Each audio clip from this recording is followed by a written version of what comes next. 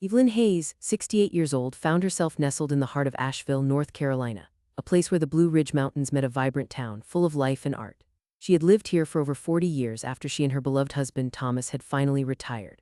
Their lives had been a tapestry woven with shared laughter, quiet evenings, and a love that weathered every storm. Thomas was a kind, generous man, a pillar of strength in her life. Their world had been a comfortable, predictable rhythm. Then in 2018 the unthinkable happened. Thomas was gone, unexpectedly, swiftly, leaving a void that seemed impossible to fill. 2 months before his passing, Thomas had purchased a beautiful brand new car for Evelyn. It was a symbol of his love, a promise of future adventures. The financing, however, was through Thomas's credit union from work. Evelyn, not being a member, wasn't on the loan. The second payment on the car was made, a mere 2 days before Thomas's untimely death. In the midst of their busy life, Thomas had unfortunately made a mistake. He wrote the check for $5 less than the actual loan payment. The next day the phone rang and Evelyn answered, her heart still raw with grief. It was the credit union calling about the $5. She explained what had happened, promising to take care of it. The following day their calls escalated. They demanded the car back. They claimed that since Evelyn wasn't on the loan, the car had to be returned immediately.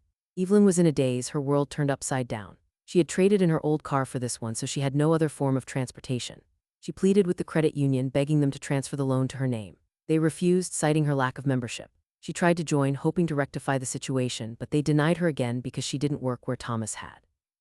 They persisted, calling her every single day for an entire week. They had received a substantial down payment, and the credit union was refusing to refund any amount of money. Here she was, her husband not even buried, and she was forced to worry about a car and the cold, uncaring demands of strangers. Evelyn felt a burning mix of grief and an anger that churned in her stomach. They were being cruel. They were kicking her while she was down. She made attempts to talk to them, to reason with them, to find some sort of compassion. But each call ended with the same harsh demand: return the car or they would take it back. Each rejection, each uncaring voice chipped away at her resolve, turning her grief into something sharper, something colder. Evelyn sought legal advice. She spoke to several attorneys. Each one was sympathetic, understanding her situation. But the loan agreement was ironclad. The credit union was within its rights.